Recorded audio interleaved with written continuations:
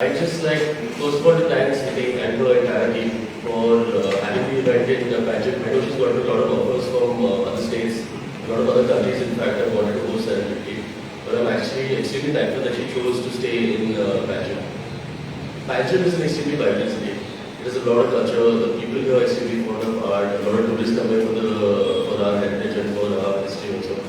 And I'm just happy like events like this happen in pageant because we also do need an alternative to all to other current activities that also happen in the city. Now, one good thing about this place is also festivals like Secendipity. They encourage the future generation of children, people who aren't really exposed to art, to actually take an interest in art. Like me, for example, I know nothing about art.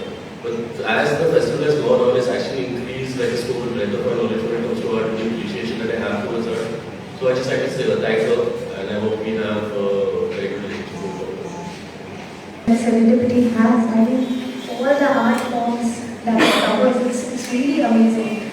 And while I was here, I also, the work that was going on in this building in itself, the way they bring life back to these old buildings, that's also brilliant. It's amazing. So, I really want to again congratulate the entire team, and I'm really looking forward to the festival ahead.